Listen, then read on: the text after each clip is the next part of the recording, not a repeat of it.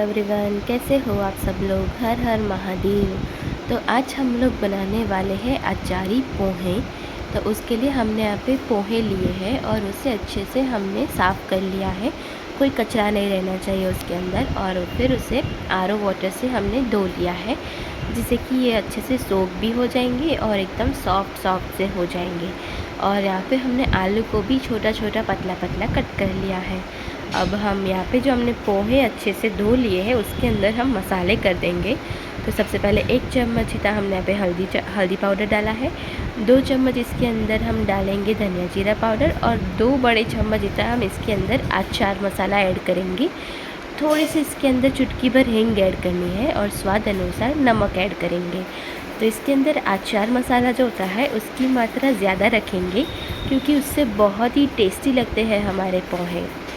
और साथ ही हमने यहाँ पे 2 चम्मच इतनी शक्कर ऐड करी है, 2 नहीं 1.5 चम्मच इतनी शक्कर ऐड करी है और नींबू का रस ऐड किया है। अब ये सारे मसाले को हम पोहे के अंदर अच्छे से मिक्स कर लेंगे। और अचार मसाला वाला जो पोहा है ना, आप एक बार ट्राई करके मुझे कमेंट में ज़रूर बताना कि आपको कैसा लगा। ये नॉर्मल वाले पोहे से बहुत ही अलग होते हैं और सबको पसंद आएंगे ऐसे होते हैं। मुझे तो पोहे पसंद नहीं थे, पर जब मम्मा ने ये वाले बनाए तो मुझे बहुत पसंद आए थे।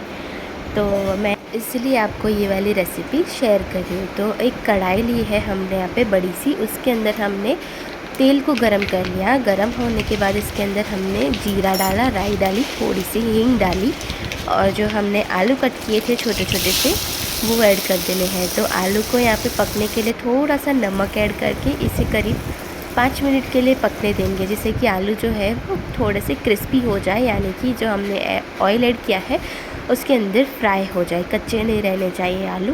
तो ये देखिए हमारे आलू जो है वो अच्छे से पक चुके हैं। अगर आप चेक करना चाहें तो एक आलू को इस तरह से कट करके चेक कर सकते हो, आसानी से कट हो जाए, यानी मतलब हमारे आलू जो है पक चुके हैं।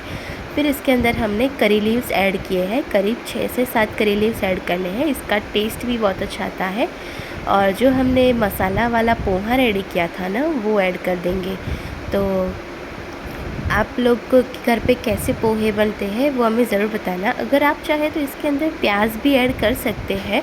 जब हमने आलू ऐड किया उसी स्टेज पे आप प्याज भी ऐड कर सकते हो।